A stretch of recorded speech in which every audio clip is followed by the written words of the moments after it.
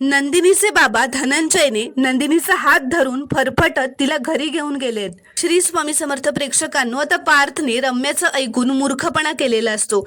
रम्याने पार्थला सांगितलेलं असतं की काव्याने बघ कशी तुझ्यासाठी ती हॉकी स्टिक झेलली, तिच्या डोक्यातून रक्त आलं, किती प्रेम आहे तिचं तुझ्यावर, तिने तुझ्यासाठी स्वतःचं रक्त काढलं. आता तू सुद्धा असं काहीतरी कर ज्याने काव्याच्या ते कायम लक्षात राहील. म्हणून पार्थने आता स्वतःचं बोट कापून घेतलेलं असतं आणि त्या रक्ताने काव्यासाठी ते चित्र बनवलेलं असतं.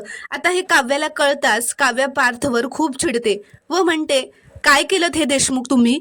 जोपर्यंत मी तोपर्यंत मी दार उघडणार नाही, असं म्हणत काव्याने आता पार्थला खोली बाहेर ठेवून स्वतः खोलीतून दार लावून घेतलेलं असतं. ती म्हणते की मी बोलणारही नाहीये तुमच्याशी, खड्ड्यात गेलं व्हॅलेंटाईन्स डे, असं म्हणत काव्या जोरातच पार्थच्या तोंडावर दार लावून घेते. तर इथे दुसरीकडे नंदिनी आणि जीवा ज्या कॅफेमध्ये भेटायला आलेले असतात तिथे नंदिनीचे बाबा धनंजय येतात आणि नंदिनीचा हात धरून तिला तिकडून घेऊन जात असतात. तर नंदिनी मात्र म्हणत असते की बाबा प्लीज माझा हात सोडा, मला नाही यायचंय तुमच्यासोबत.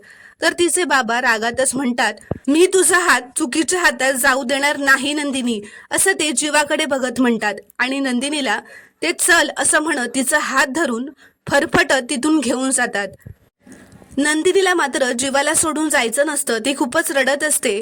ती म्हणत असते की बाबा प्लीज माझं ऐका, असं करू नका, असं म्हणत असते. पण धनंजय तिचं काही ऐकून घेत नाही, तिचा हात धरून तिला फरफटत तिथून घरी घेऊन जातात.